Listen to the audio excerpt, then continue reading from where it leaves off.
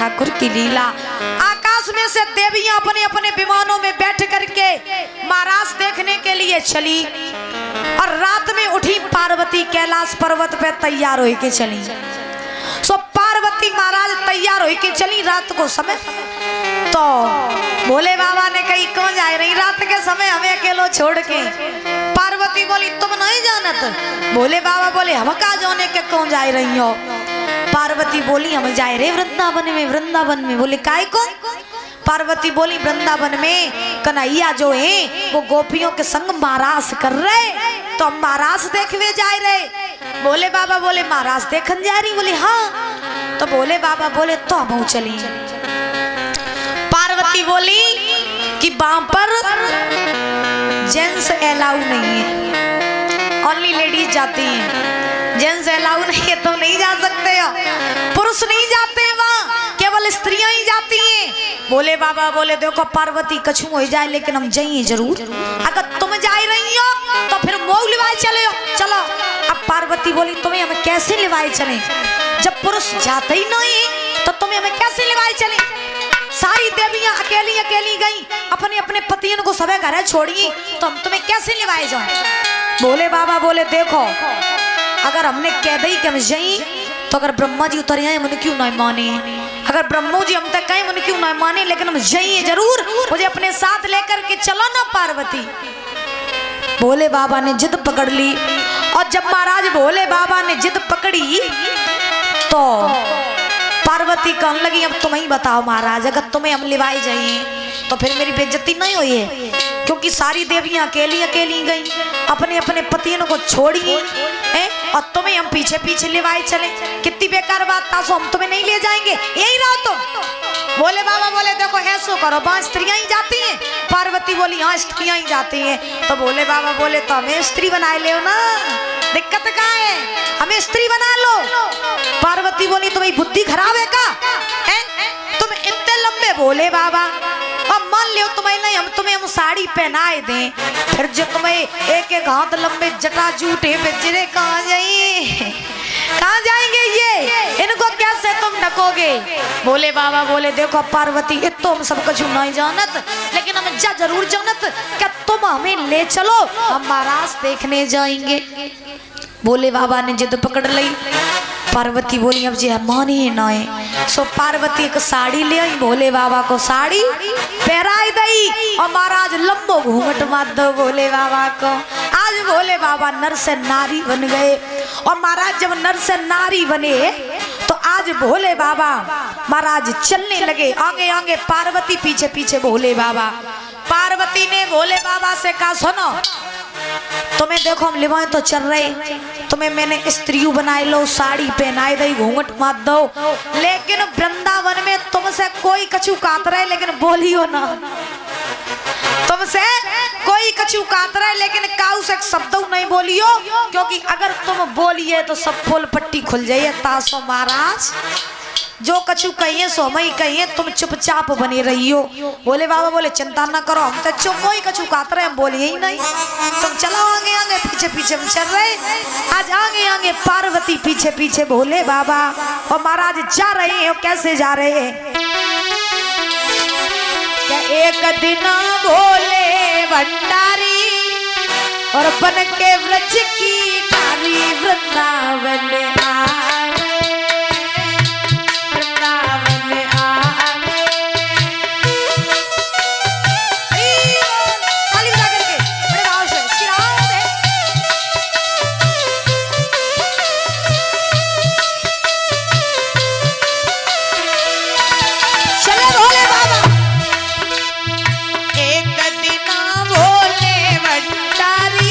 बन के व्रज की नारी वृंदावन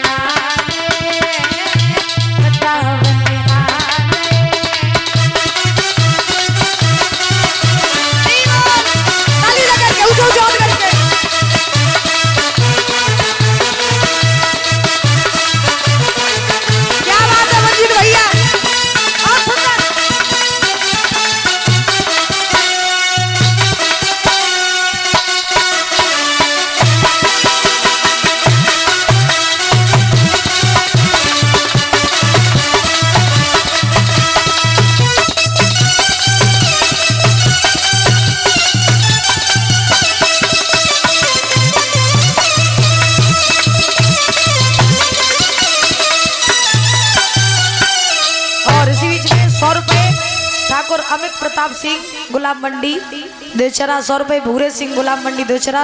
100 रुपए अनुज मौर्य गुलाब मंडी देवचरा। 50 रुपए ब्रजेश यादव कमेटी अध्यक्ष। 50 रुपए अमित यादव कमेटी अध्यक्ष। 50 रुपए सचिन यादव कमेटी अध्यक्ष। 50 रुपए धनपाल यादव कार्यकर्ता। तो आज भोले बाबा चले नर से नारी बन गए और महाराज आगे आगे पार्वती पीछे पीछे भोले बाबा। चलते चलते चलते चलते महाराज वृंदावन में पहुंचे। तो वृंदावन में जैसे ही पहुंचे यमुना के किनारे तो परीक्षित महाराज महाराज में घुसवे काज एक मेन दरवाजे तो मुख्य दरवाजा था। तो उस दरवाजे पे तो गोपियां रहे सो पहरेदारी कर रही थी महाराज। सो गोपी जब पहरेदारी कर रही थी तो गोपियों ने पार्वती को आता हुआ देखा। एक बोली बेना पार्वती आ रही, दूसरी बोली बेन आ रही तो आ रही, लेकिन जब संग में इतनी लंबी चौड़ी बहुरिया किनकी लाई रही है। दूसरी बोली जब पास में आ जाए तब पूछे। सो पार्वती पास में आई। सो पार्वती ने महाराज में घुसने का प्रयास किया। लड़कियां बोली ने रुक जाओ। पार्वती महाराज रुक गई। बोली क्या है, क्यों रोका मुझे? लड़कियां बोली कहाँ जा रही हो? पार्वती बोली तुम नहीं जानती? बोली हम कहाँ जाने? पार्वती बोली मैं जा रहे भीतर महाराज देखवे काजे भगवान कन्हैया महाराज कर रहे महाराज देखन जा रहे। हमें जानते हो काय को रोके हो हमें? लड़कियां बोली पहले कछु बताए जाओ तुमने कुछ पूछो चाहता। सो अब भोले बाबा दूर खड़े हो गए। पार्वती सही बात हो रही महाराज, भोले बाबा नहीं बोल रहे, लंबो घूंघट मारे चुपचाप खड़े महाराज। अब पार्वती बोली पूछो क्या पूछो चाहती? वृंदावन की लड़कियां बोली जब बताओ कैलाश पर्वत पे तो तुम अकेली रहती हो और हम जाऊ जानत के तुम्हारे एक ललन को ब्याह नहीं बहू। फिर जब बहू किनकी ले आई हो, जब बहू किनकी है? पार्वती बोली तुम्हें नहीं पता जब बहू किनकी है? भोले बाबा समझिए बोले अब फंसिए, अब फंसिए चक्कर में। अब हम कहाँ जाए और कहूँ धो के उसे अगर पोल पट्टी खुली तो सब इज्जत उधर ही दही रहे सब महाराज। अब पार्वती से जब लड़कियों ने पूछा कि जब बहू किनकी है, पार्वती बोली तुम नहीं जानती? बोले हम कहाँ जाने, बहू आई तुम्हारे संग हम कहाँ जाने किनकी है? तो पार्वती बोली जब बहू और काऊ की थोड़ी ना, जब बहू मेरे ही लला गणेश की है। अब लड़कियां बोली अच्छा जब बताओ पार्वती तुमने अपने लला गणेश को ब्याह कब कर लो? तो पार्वती बोली तुम नहीं जानती, सुनो मेरी बात। तो पार्वती कहा बोली क्या चाहे गणपति की बहुरिया और मानो तो सकी।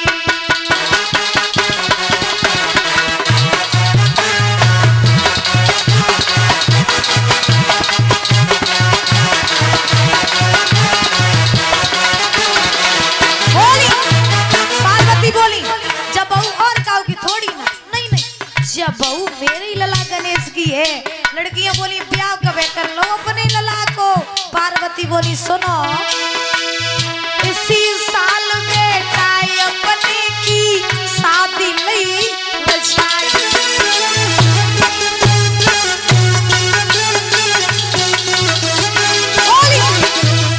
इसी साल बेटा अपने की शादी नहीं बचाई। सुंदर बहुवर घर में आई चंद्र बदन युजियारी। जोने जोने जोने पूजी में लगी बहरिया मानो तो सकी।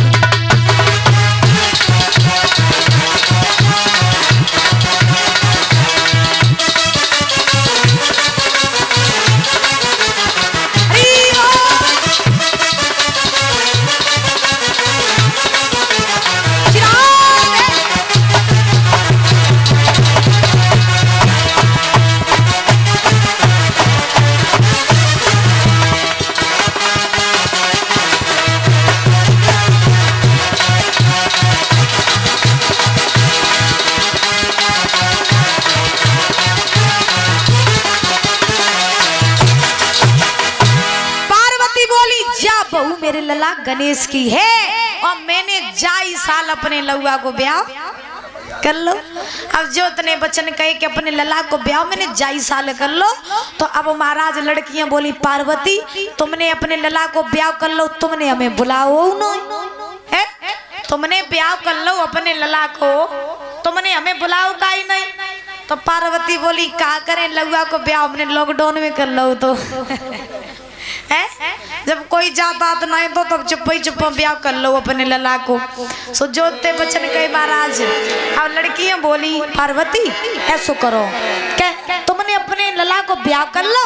मोई नहीं बोला कोई बात नहीं, अब तुम और तुम्हारी बहू इन तक आए तो गए ही हो, तो ऐसो करो ने अपनी बहुरिया को मुंह तो दिखाई दे।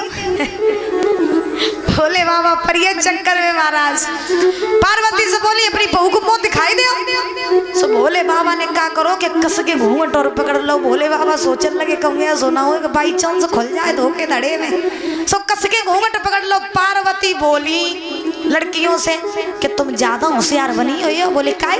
पार्वती बोली सुनो तुम क्या चाहती हो कि अपने लौआ की बहू को मुंह तुम्हें दिखाई दे और तुम मुंह देख ले नेक लगे या नेक ऐसे थोड़ी ना मुंह देखो जाइए नेक लगेगा नेक देना मुंह देख लेना और चुपचाप कैलाश पर्वत पे यही हो दक्षिणा दियो मुंह दिखियो काम दिखियो अपना जाएगी करे। लेकिन तुम जाकर अपनी बहू को मुंह तुम्हें दिखाई दे नहीं नहीं या नहीं दिखाएंगे। लड़कियां समझी कि इंदर दाल गले ना है।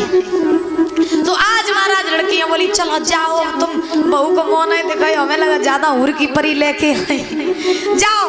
अब महाराज पार्वती भोले बाबा को झटक के चली बोले चलिए चलो जल्दी जल्दी काई ना कटवाइयो। सो बेचारे चलो भाई पीछे पीछे बेचारे भोले बाबा चलते चलते महाराज में प्रवेश कर गए।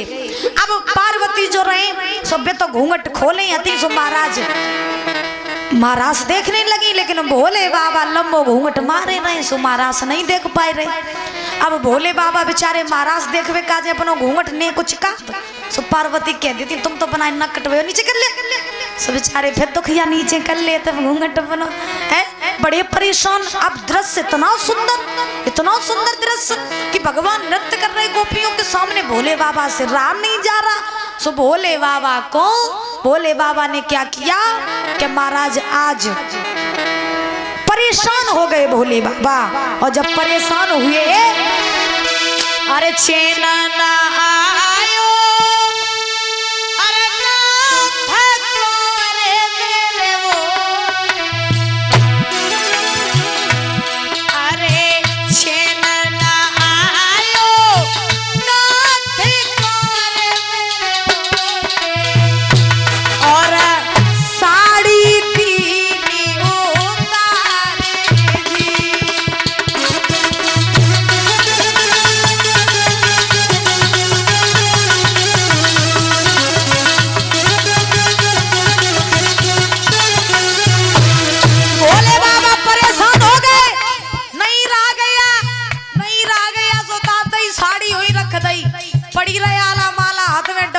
बीच महाराज में कूद गए भोले बाबा। पार्वती कहने लगी का तो ना कटवाई दियो का। भोले बाबा बोले अरे जब अपनी समय ढो नहीं जे पहिए साड़ी आड़ी में। भोले बाबा ने डमरू लिया बीच महाराज में कूद गए। डमरू लीनो हाथ मेरे दिल पार्वती है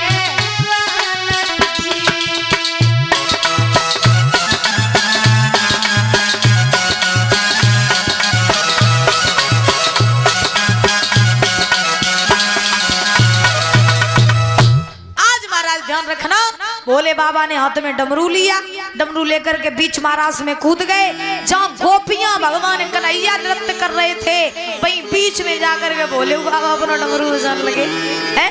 तब वहीं पर भोले बाबा का एक नाम पड़ा गोपेश्वर भगवान। बोलिए गोपेश्वर भगवान की, बोलिए भोलेनाथ की, बोलिए वृंदावन बिहारी लाल की जयकारा। तो बोल देव करो मेरी माँ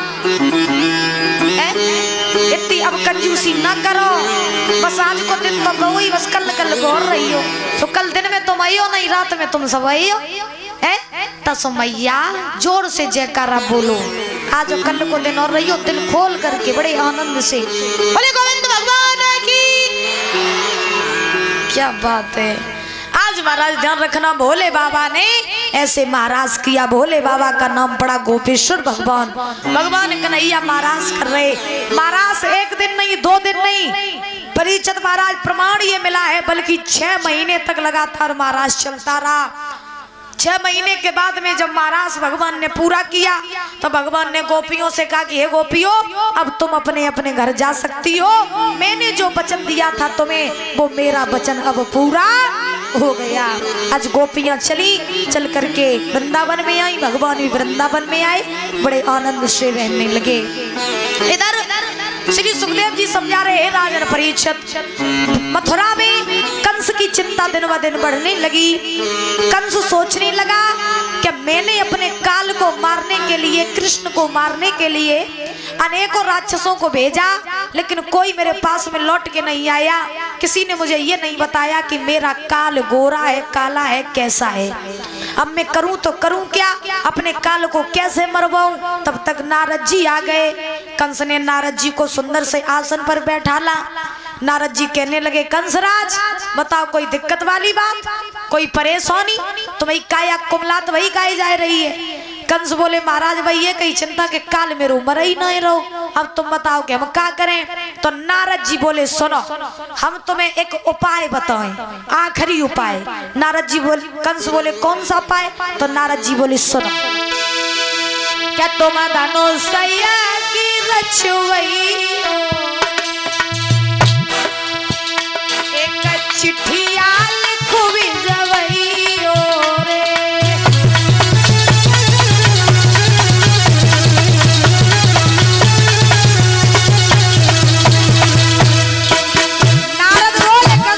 सुनो कंसराज, तुम धनुषया रचवई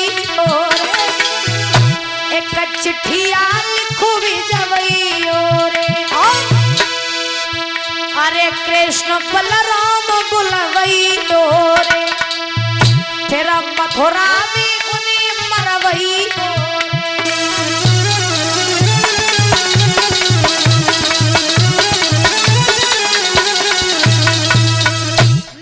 बोले, कंसराज तुम अपने महलों में धनुष्य रचवाओ और नंद के लिए पत्र लिखो, और पत्र में ये लिख दो कि हे नंद, कृष्ण बलराम को मैं आमंत्रित कर रहा हूँ, उन दोनों को तुम मथुरा में भेज दो, और जब कृष्ण बलराम मथुरा में आए तो तुम अपने हाथों से उनको मार देना। जो इतने वचन कहे सो नारद की बात कंस को अच्छी लग गई।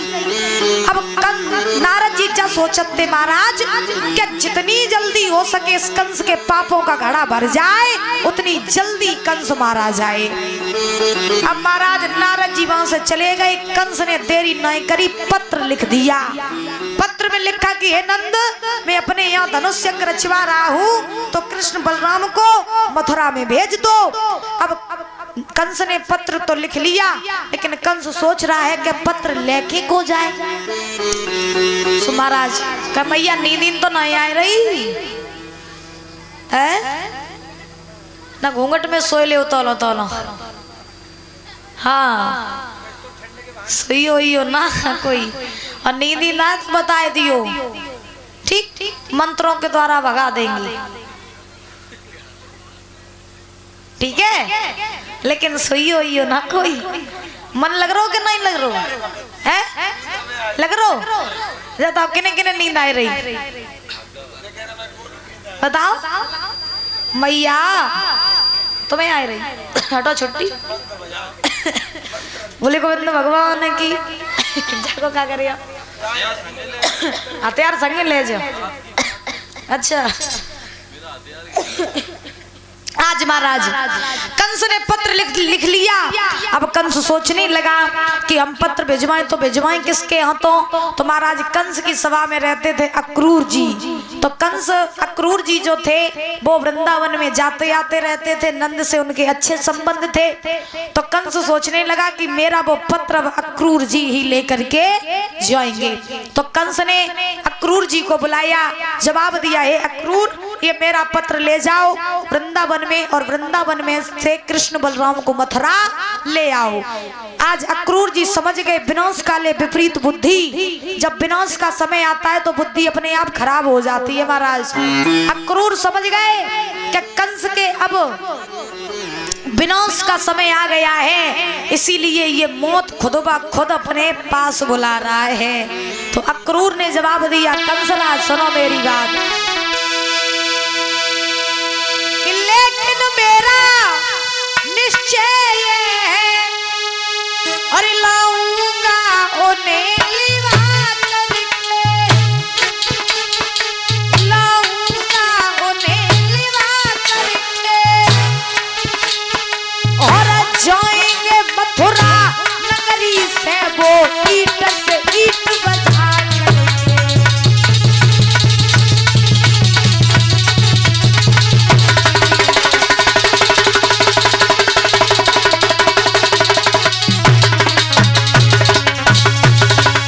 महाराज अक्रूर जी ने जवाब दिया, कंसराज मैं उन्हें लेकर के तो आऊंगा, लेकिन मुझे ये पूरा भरोसा है कि जब कृष्ण बलराम मथुरा में आ जाएंगे तो वो ईट से ईट बजा करके जाएंगे, तेरा अंत निश्चित है। कंस ने जवाब दिया, क्रूर पहले लिवाए के आओ, बाद में पता चलेगा कि कौन किसको मारेगा।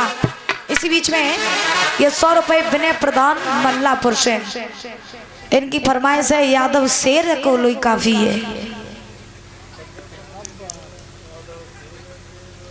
देखिए यादव शेर काफी है, अब अपने अपने ले तो सभी शेर हो, गलत नहीं कह रहे हैं, अपने अपने लिए सब शेर ही होते हैं, लेकिन एक जाति का भेदभाव करना अच्छी बात नहीं होती है। भजन तो बोलो बहु है, सो गाय दी, ऐसी कोई दिक्कत नहीं है, लेकिन ऐसा होता है कि जात बरादरी पर भेदभाव करना गलत बात होती है, क्योंकि अपनी अपनी अंदर सब शेर ही होते हैं। ऐसा नहीं है कि यादव ही शेर हो, अच्छे अच्छे यादव ऐसे हैं जो महाराज बहुत झुक के चल रहे हैं, बोले गोविंद भगवान की। हाँ, तो हम पहली बात तो जात बरादरी का भेदभाव करते नहीं हैं, क्योंकि ये करना सब कुछ गलत होता है, लेकिन अगर आपकी फरमाइश आई है तो ठीक है, देख लेते हैं 2 शब्द, ठीक है, और क्षमा करें।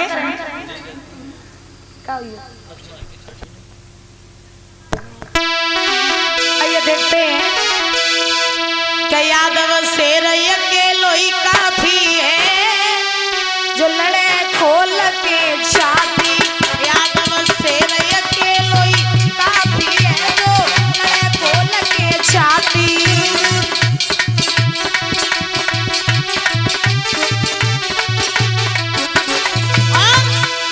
अरे हमें कृष्ण चंद्र के नाती, अरे हमें कृष्ण चंद्र के नाती, नहीं रखते घोड़ा हाथी, हाथ में लाठी केवल काफी है, जो लड़े खोल के छाती।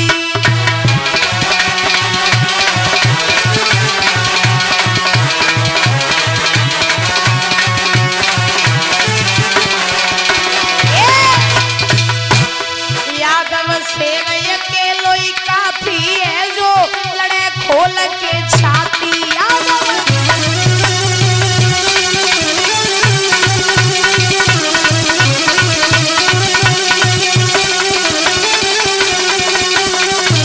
बोले भगवान की, बोले वृंदावन बिहारी लाल की।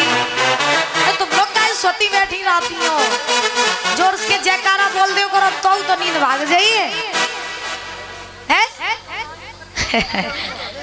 हाँ, साल जाती हो, बोले गोविंद भगवान की, क्या बात है। आज महाराज अक्रूर जी ने कंस का पत्र लिया, पत्र लेकर के अक्रूर जी चल करके महाराज वृंदावन में पहुंचे। आज जैसे ही वृंदावन में पहुंचे, नंद ने देखा, यशोदा ने देखा, अक्रूर का बड़ा स्वागत सम्मान किया। स्वागत सम्मान करने के बाद में सुंदर सुंदर आसनों पर बैठाला। बाबा नंद कहने लगे अक्रूर जी से, कहो भैया कैसे आना हुआ। अक्रूर जी बोले कि कंस के यहाँ से पत्र आया है कि वो अपने यहाँ पर धनुष्य रचवा रहा है, तो वो कृष्ण बलराम को उसने बुलाया है, तो मैं कृष्ण बलराम को लेने के लिए आया हूँ। नंद ने जवाब दिया, अक्रूर जी तुम जिस रास्ते से आए हो उसी रास्ते पे वापस चले जाओ, क्योंकि मैं अपने कृष्ण बलराम को मथुरा नहीं भेजूंगा। तो अक्रूर जी बोले क्यों नहीं भेजोगे? नंद बोले कि ये वही कंस है जिसने बचपन से लेकर के आज तक मेरे पुत्र को मारने के लिए कोई भी ऐसा जतन नहीं किया जो इस कंस ने किया ना हो। अगर मेरा पुत्र पहुंच गया मथुरा में तो ये कंस उन्हें मार डालेगा, इसलिए मैं नहीं भेजूंगा। अक्रूर कहने लगे, हे नंद, जिस कृष्ण को तुम साधारण समझ रहे हो, अरे उस कृष्ण का तो जन्म ऐसे कंस जैसे पापियों को मारने के लिए ही हुआ है, इसीलिए कृष्ण को मेरे साथ भेज दो। अब मैया यशोदा ने भी यही बात कही कि हे अक्रूर, मैं अपने कृष्ण को नहीं भेजूंगा। तब तक भगवान कन्हैया बलराम के साथ में आए और अक्रूर को देखा, कहा कहिए चाचा जी कैसे आए? अक्रूर बोले, हे कृष्ण, कंस ने तुम्हें बुलाया है, इसीलिए मेरे साथ चलो, मथुरा में वो धनुष यज्ञ रचवा रहा है। भगवान प्रसन्न हो गए। भगवान बोले कि चाचा जी, अगर मेरे मामा ने मुझे बुलाया है तो मैं जरूर जाऊंगा। मैया यशोदा बोली, लाला तू कैसी बातें कर रहा है, हमें छोड़ के तू मथुरा चलो जाइए। अरे मैंने बचपन से लेके आज तक तो कभी खुद से अलग नहीं होने दिया और तू मथुरा जाने की बात कर रहा है, मैं नहीं जाने दूंगी तुझे। भगवान बोले, मैया आज जाएंगे, कल धनुष यज्ञ देखेंगे, परसों वापस लौट आएंगे, इसमें परेशान होने वाली कौन सी बात है? जिंदगी भर के लिए थोड़ी ना जा रहे, बस 2 दिन की बात है। मैया बोली, तू लाला 2 दिन की बात कर रहा है, मैं तो तुझे 2 पल के लिए भी दूर नहीं करना चाहती हूँ, मैं नहीं जाने दूंगी तुझे। भगवान बोले, मैया चला जाने दो, क्योंकि कहा जाता है क्या जिंदगी में किसी भी रिश्तेदारी में न जाओ, किसी भी तीर्थ पर मत जाओ, लेकिन अगर एक बार मामा के घर चले जाओ तो मामा का घर महाराज सब तीर्थों में से सर्वश्रेष्ठ बताया गया है। मामा का घर जो है वो महाराज सभी तीर्थों में से सर्वश्रेष्ठ बताया गया है। तो एक न एक बार मामा के घर जरूर जाना चाहिए, क्योंकि मामा का घर तीर्थ के समान है। तो भगवान ने समझाया, मैया मैं इतना बड़ा हो गया हूँ, मैं कभी भी मामा के घर नहीं गया, मैया मुझे चला जाने दो। तो भगवान ने जब जिद पकड़ी तो मैया यशोदा मान गई, बाबा नंद मान गए। बाबा नंद बोले, कन्हैया चलेंगे तो हम भी। भगवान बोले, तुम भी चलोगे तो फिर चलो मेरे साथ में। उसी समय महाराज ध्यान रखना, आज सवेरा हुआ, भगवान कन्हैया बलराम तैयार हुए, बाबा नंद तैयार हुए, जो भगवान कन्हैया के खास खास मित्र थे, सखा थे, वो भी तैयार हुए चलने के लिए। पूरे वृंदावन को खबर लगी कि आज कन्हैया वृंदावन छोड़ करके मथुरा जा रहे हैं। तो भगवान तैयार होकर के जैसे ही अक्रूर के रथ पर चढ़े और जब चलने लगे भगवान, तो सामने से आ करके गोपियों ने रथ घेर लिया। और जब गोपियों ने रथ घेरा, बोले कहाँ जा रहे हो? भगवान बोले मथुरा। गोपियां बोली क्यों? भगवान बोले कंस का धनुष यज्ञ देखने। गोपियां बोली नहीं जाने देंगे। भगवान बोले आज जा रहे, कल धनुष यज्ञ देखें, परसों लौटे, परेशान काहे को हो रही हो, आगे से हट जाओ रथ के। गोपियां रोने लगी, कहने लगी कन्हैया तुम्हें नहीं पता, तुम आज हमें छोड़ के जा रहे हो, लेकिन मैंने तुमसे इतना प्रेम किया, मैंने कभी तुम्हें खुद से अलग नहीं होने दिया, और आज तुम मुझे छोड़ के जा रहे हो, मत जाओ कन्हैया। क्योंकि गोपियां भगवान कन्हैया से क्या करती थी? प्रेम करती थी। और हमने शायद तीसरे दिन कथा का जब तीसरा दिन था तब मैंने बताया भी था कि प्रेम आत्मा से किया जाता है, और जिसको प्रेम आत्मा से हो जाता है ना महाराज, फिर उसे दुनिया की कोई भी चीज दिखाई नहीं देती है। और अगर प्यार होता है तो तब तो महाराज एक को छोड़ो दूसरे को पकड़ो, दूसरे को छोड़ो तीसरे को पकड़ो, पैसा है तो नो प्यार है, और पैसा खत्म तो प्यार खत्म। और प्रेम में ना पैसा देखा जाता है, ना दौलत देखी जाती है, ना जमीन जायदाद देखी जाती है, ना शकल सूरत देखी जाती है। प्रेम तो बस आत्मा से हो जाता है, और जब प्रेम होता है वह इंतजार होता है। और जब किसी को किसी से प्रेम होता है ना महाराज, तो वो व्यक्ति जो होता है वो प्रेम करने वाले व्यक्ति को देख देख करके भी अपनी जिंदगी काट सकता है। इसे कहते हैं प्रेम। क्योंकि प्रेम में केवल मिल जाओ या एक दूसरे को देख लो, यही प्रेम नहीं होता है। प्रेम तो आत्मा से होता है। तो जिंदगी में अगर करना हो तो प्रेम करो, प्यार मत करो। क्योंकि प्यार करने वाले अक्सर धोखा खाते हैं। बोले गोविंद भगवान की। आज गोपियां कहने लगी कन्हैया छोड़ के जा रहे हो, लेकिन मैंने कभी ये नहीं सोचा था कि एक दिन तुम मुझे छोड़ के चले जाओगे। क्योंकि सुनो मेरी बात, कि ज्यादा प्रेमी को रुलाना अच्छा नहीं लगेगा। ज्यादा प्रेमी को रुलाना अच्छा नहीं लगेगा।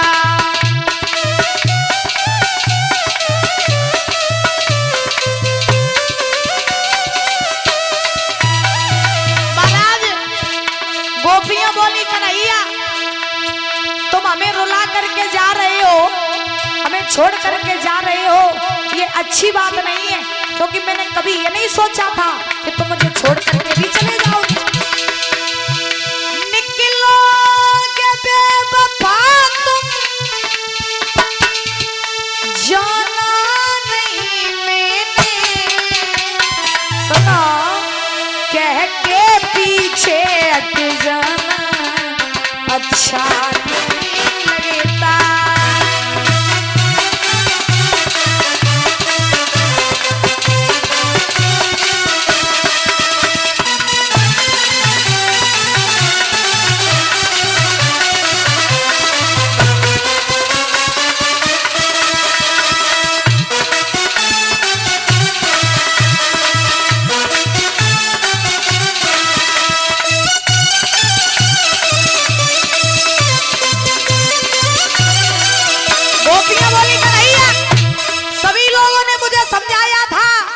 छलिया से प्रेम न करो, लेकिन मैंने काऊ की बात नहीं मानी, फिर भी मैंने तुमसे प्रेम किया।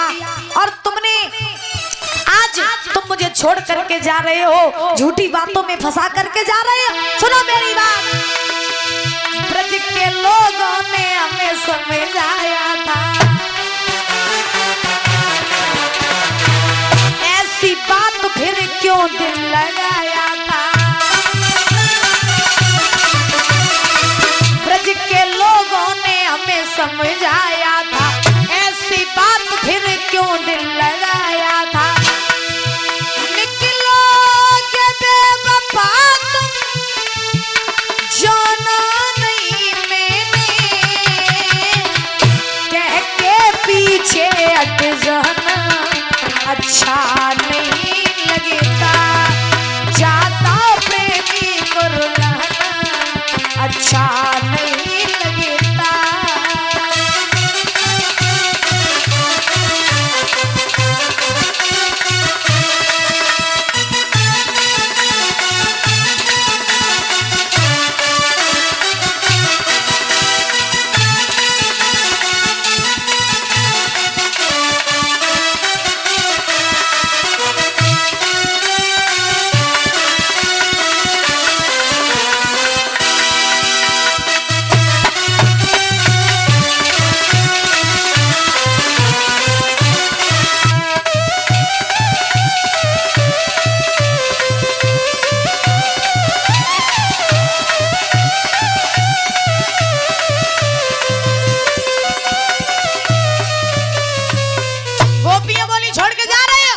भगवान बोले छोड़ के नहीं जा रहे, आज जा रहे, कल धनुष देखे परसों लौटे, ये काहे को मरी जा रही हो, हट जाओ रथ के आगे से।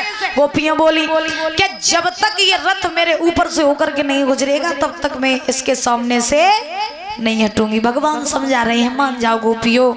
तो गोपियां बोली देखो कन्हैया तुम जाए तो रहे ही हो, तो मेरी एक बात और सुने जाओ। तो भगवान बोले क्या कहना चाहती हो, सुना दो। तो गोपियां बोली सुनो, कि जा रहे हो लौट के आना, ओ का नाम को न भुलाना। कि जा रहे हो लौट के आना, देखो तुम हमको न भुलाना। अरे हम तो तेरे आशिक पुराने, हम दीवाने हम दीवाने तेरे, हम दीवाने हम दीवाने हम दीवाने तेरे।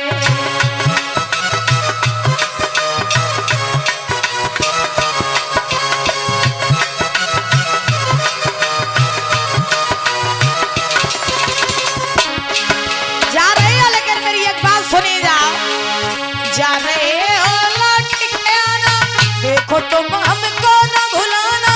जा रहे हो लौट के आना, ओ काना हमको न भुलाना, हम तो तेरे आशिक पुराने।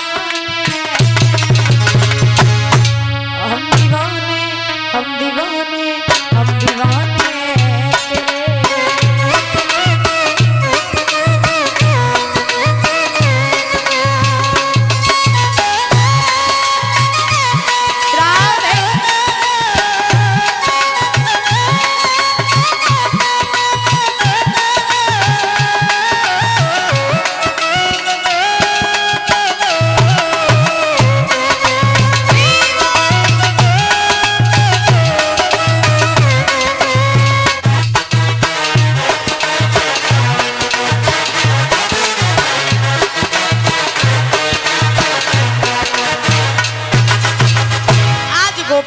गोपियों ने कहा जा रहे हो लेकिन जाओ जरूर, हमें भूल मत जाना।